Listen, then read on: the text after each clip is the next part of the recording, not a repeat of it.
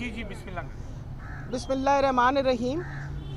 मैं child life foundation की बहुत ज़्यादा मशकूर हूँ कि उन्होंने अल्हम्दुलिल्लाह न सिर्फ इस सारी इमरजेंसी को रीवैम्प किया है, आपने ख़ुद अंदर जाके देखा है, स्टेट ऑफ आर्ट उन्होंने इमरजेंसी बनाई है। इसके अलावा इन्होंने यहाँ स्टाफ भी दिया है। इनका MOU जो है वो बोर्ड ऑफ गवर्नर्स के साथ साइन हुआ। उस MOU के तहत तकरीबन 1 करोड़ रुपया महीना यानी 12 करोड़ रुपए सालाना सिर्फ इस इमरजेंसी की सपोर्ट के अंदर इन्होंने कमिट किया हुआ है, जिसके अंदर स्टाफ की तनख्वाह भी है, जो एक्स्ट्रा स्टाफ दिया है उसकी सारी तनख्वाह, और उसके अलावा जो दवाइयों में कोई कमी बेशी होगी वो सारी दवाइयाँ भी मौजूद होंगी। मैं ये कार खैर का काम और जिस तरीके से इन लोगों ने मेहनत की है, हुकूमत की तरफ से हम इनको खराज तहसीन पेश करते हैं। ये वही लोग हैं जिनके सर के ऊपर ये पाकिस्तान जो है हमेशा तरक्की की तरफ ही जाता है। पाकिस्तान वाहिद मुल्क है जहाँ जिस तरीके से सिंगल पर्सन चैरिटी और जिस तरह लोग दिल खोल के एहतियात देते हैं, ख़ास तौर पे हस्पतालों में, वो एक बहुत बड़ी वजह है हमारी कामयाबी की। तो मैं इन सब की बहुत ज़्यादा शुक्रगुज़ार हूँ। और सिर्फ ये नहीं, मुझे खुशी इस बात की हुई है कि आज चेयरमैन साहब ने और मुझे वाइस चांसलर साहब ने बताया है, इसको हमने अब चिल्ड्रन हॉस्पिटल डिक्लेयर कर दिया है, एक प्रॉपर मेयो का चिल्ड्रन हॉस्पिटल, जिसके लिए मैंने इनसे कहा कि आप PC1 तैयार करिए। मज़ीद किसी किस्म की कोई इसके अंदर तौसी करनी, किसी किस्म की इम्प्रूवमेंट करनी, इंशाल्लाह हुकूमत अपनी अगले ADP में डाल के मज़ीद जो इम्प्रूवमेंट है वो करेंगी पूरी। पीडियाट्रिक्स वो भी ये लोग बना रहे हैं, फ्रेंड्स ऑफ मेयो भी यहाँ मौजूद हैं। आपको पता है फ्रेंड्स ऑफ मेयो पहले एक वार्ड सेलेक्ट करते हैं, फिर उसको पूरी रेनोवेट करते हैं। आपके सामने नॉर्थ सर्जिकल ऑन्कोलॉजी डिपार्टमेंट, यानी पूरा हस्पताल में एक पूरा हॉस्पिटल इन्होंने 24 करोड़ रुपए का उस ज़माने में तैयार किया जब मैंने ज्वाइन किया था, और 90 बेड का। और उस 90 बेड ने जितनी हमारी कोविड के दौरान ही हमें मदद की, आप सोच भी नहीं सकते। तो मेरा ख्याल है ये जो कार खैर का काम है, अल्लाह ताला इनको हिम्मत दे और ये जारी रखे, फ्रेंड्स ऑफ मेयो भी जारी रखे। और मैं उम्मीद रखती हूँ कि इंशाल्लाह इसी तरह हम लगे रहे तो हालात हस्पतालों के बहुत बेहतर होंगे। आपके सामने है गंगाराम अस्पताल के अंदर मदर एंड चाइल्ड 600 बेडेड, बिल्कुल एक नया अस्पताल जो है वो भी अल्हम्दुलिल्लाह इंशाल्लाह बहुत उम्मीद है कि मई के महीने में वो भी फ़ाल हो जाएगा। और इसी तरीके से मैं कल मियाँ वाली भी गई हुई थी, मियाँ वाली का अस्पताल जो है वो भी मई में फ़ाल हो जाएगा। और 7 नए मदर एंड चाइल्ड हॉस्पिटल्स बन रहे हैं। आपको इस चीज़ की अहमियत का आज एहसास हुआ होगा कि कितना अहम है कि बच्चों के लिए और माँओं के लिए हमारे पास अच्छे से अच्छे सही सहूलतें हों। इसी वजह से आपको पता है कि इस वक्त 7 नए मदर एंड चाइल्ड हॉस्पिटल्स बन रहे हैं। लिया में बन रहा है, राजनपुर के अंदर बन रहा है, फिर उसके बाद भावल नगर में बन रहा है, मुल्तान में गला मंडी में बन रहा है, फिर DG खान के अंदर बन रहा है। और ये सारे अस्पताल अभी पिछले दिनों में अटक में बन रहे हैं। सारे अस्पताल में देख के आई हूँ, अल्हम्दुलिल्लाह वक्त के साथ बिल्कुल तैयार हो रहे हैं। और ये पहली दफ़ा होगा कि एक हुकूमत जो है अपने टेन्योर के अंदर अस्पताल शुरू करके उनको मुकम्मल भी कर रही है। निश्तर 2 अक्टूबर में तैयार हो जाएगा। कार्डियोलॉजी DG खान जो है वो इंशाल्लाह जून में फ़ाल हो जाएगा।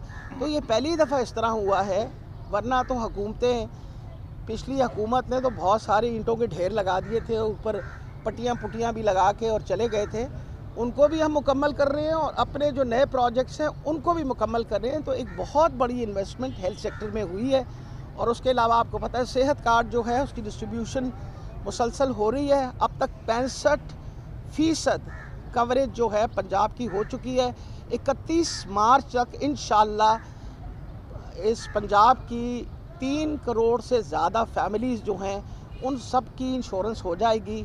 और उस इंश्योरेंस की वजह से निजी अस्पतालों में भी जाके, जो इम्पैनल्ड निजी अस्पताल हैं, वहाँ भी जाके वो इंडोर अपनी सारी सहूलत ले सकते हैं। अच्छा डॉक्टर साहब ये बताइएगा, आज हमने ये मेयो अस्पताल का चिल्ड्रन हॉस्पिटल देखा, ये तो मुझे कोई फिल्मी सीन लग रहा है। इतना लग रहा है जैसे ये कोई प्राइवेट सेक्टर में है। ये तो वाइस चांसलर गोंदल साहब और MS जो इफ्तार साहब हैं मेरे ख्याल शाबाश के मुस्तहिक हैं, और प्रोफेसर शौकत साहब जिन्होंने ये बुनियाद रखी थी। सवाल ये है, 1 करोड़ की आबादी के इस शहर में 40 बिस्तर की एमरजेंसी बच्चा वार्ड की, क्या ये बहुत कम नहीं?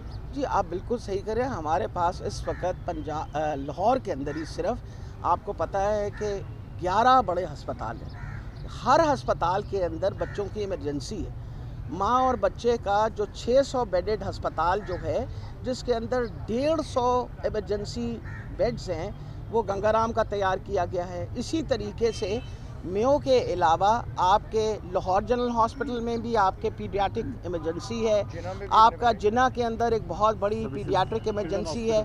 चिल्ड्रन हॉस्पिटल आपका इस वक्त मेरा ख्याल है सबसे बड़ी इम्पॉर्टेंट चीज़ है कि सिर्फ इस हमारे ख़ित्ते का नहीं, इस इलाके का सबसे बड़ा अस्पताल है, और अब उसको वैसे भी हमने यूनिवर्सिटी बना दिया है।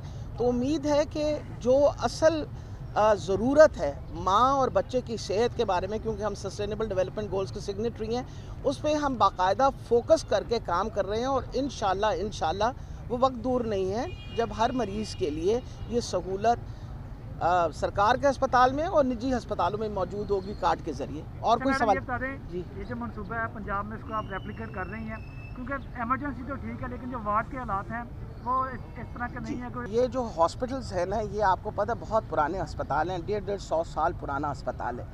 मेयो के अंदर इन्होंने तकरीबन 11 वार्ड्स जो हैं, इनको एक वार्ड पिक करते हैं, उसकी बाकायदा रीवैम्पिंग करते हैं। फ्रेंड्स ऑफ मेयो जो हैं, रीवैम्पिंग करने के बाद उसको बिल्कुल नया करके उसमें सारा फर्नीचर आहिस्ता आहिस्ता इन्होंने पूरा हॉस्पिटल का, मेयो अस्पताल का, क्योंकि एक पूरा बड़ा मास्टर प्लान बनाया हुआ है। जिस मास्टर प्लान के तहत न सिर्फ यहाँ चिल्ड्रन हॉस्पिटल, बल्कि अभी आपको पता है कि यहाँ आपको ये भी कैंसर का जो हॉस्पिटल काम कर रहा है हमारा, उसकी सारी रीवैम्पिंग हो रही है। तो हमारी पूरी कोशिश है कि जो पुराने वार्ड्स हैं उनकी रेनोवेशन हो। लेकिन ये बात आप भूलिएगा नहीं कि हुकूमत जो है नए 3 इमरजेंसीज़ इस वक्त, क्योंकि इमरजेंसी की बहुत अशद ज़रूरत है, 3 नई इमरजेंसी सेटअप होने लगी हैं। एक अरफा टार के साथ जो कि लाहौर जनरल अस्पताल के साथ अटैच्ड है, एक जिना के साथ जो जिना के बिल्कुल ऑपोजिट, क्योंकि जिना के भी 40 या 50 बेड ना काफ़ी होते हैं, और उसको एक्सपेंड करके 300 bedded emergency across the road जो है वो बन रही है। और इसी तरह सर्विसेज हॉस्पिटल के अंदर भी, सिम्स के अंदर भी एक नई इमरजेंसी बन रही है। देखिए, अहम काम ये है कि हमें ये समझना चाहिए कि न सिर्फ अस्पताल हम बना रहे हैं, अस्पतालों की सहूलतें भी बेहतर कर रहे हैं, इसके अलावा हमने एक और काम जो किया है, जब कार्ड आपने दिए तो आपको पता है कि आज से पहले 70% लोग जो थे पूरे पाकिस्तान के, वो निजी अस्पतालों में जाके आउट ऑफ पॉकेट एक्सपेंस किया करते थे।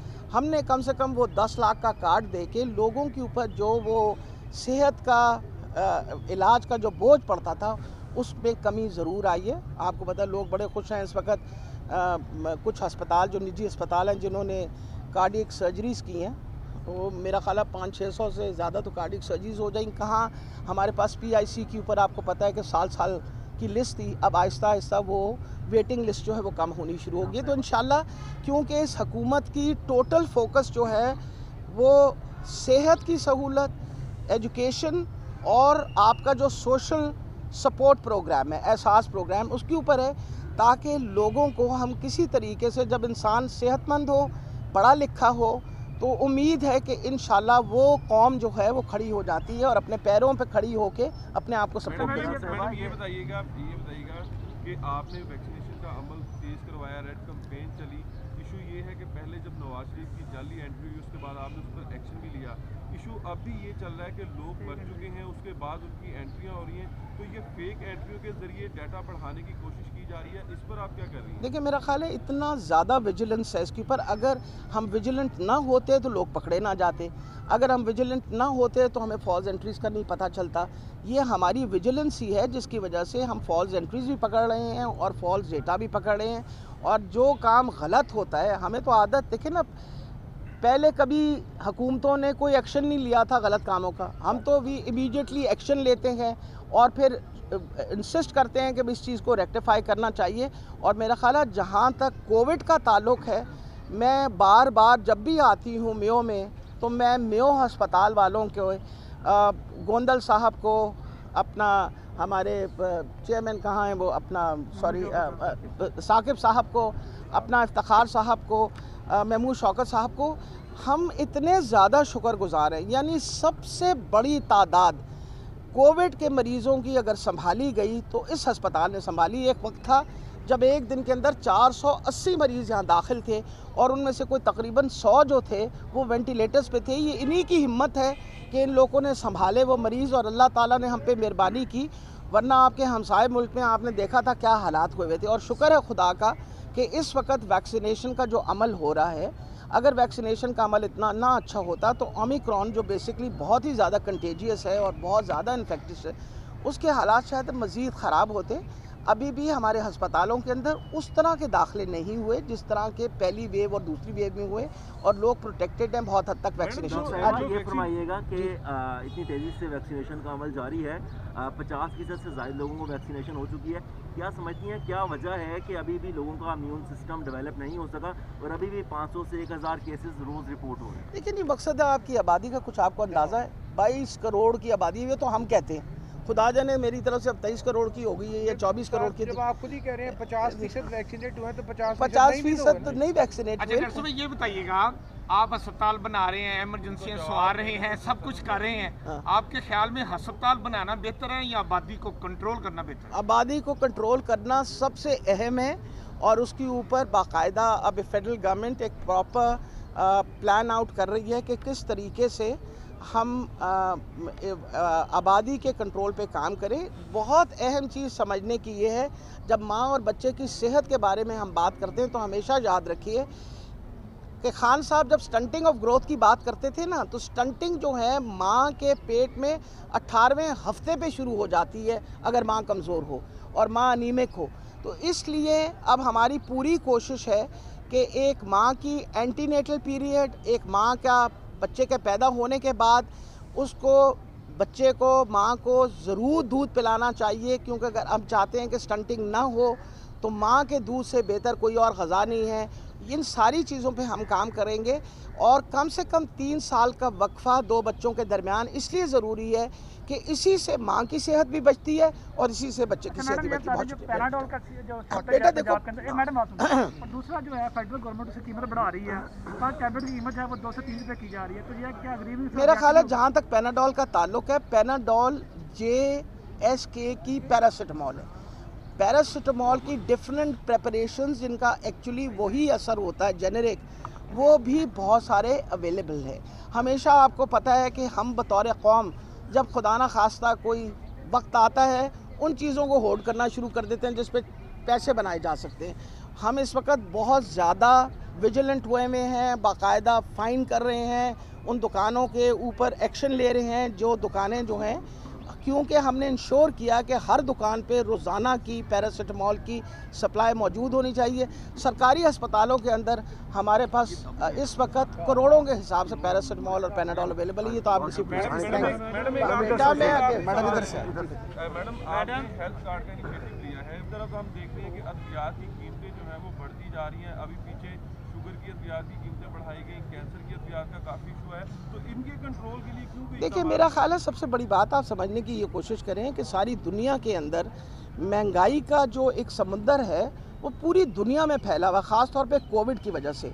सिर्फ दवाइयाँ नहीं, खुर्दो नोश की अशिया जो है वो भी महंगी हुई, और सिर्फ पाकिस्तान में नहीं सारी दुनिया के अंदर महंगाई इस वक्त हो रही है। आप कभी इंटरनेशनली आप देखें मार्केट्स तो आपको एहसास हो कि कितने हालात ख़राब हैं। अब देखें अगर एक चीज़ दवाई जो है वो बिकॉज ऑफ इन्फ्लेशन और को जो हमारे ये रॉ मटेरियल आता है उसकी कीमत बढ़ने की वजह से अगर वो बना ही ना पाए तो हमें नुकसान ज़्यादा होगा। तभी हुकूमत पूरी कोशिश कर रही है कि इंडोर के मरीज़, इमरजेंसी के पेशेंट्स और कार्ड के थ्रू, जब एक मरीज़ कार्ड के थ्रू दाखिल होता है तो न सिर्फ ऑपरेशन बल्कि उसकी दवाई और उसके टेस्ट जो है वो भी टोटली फ्री होते हैं। Thank you.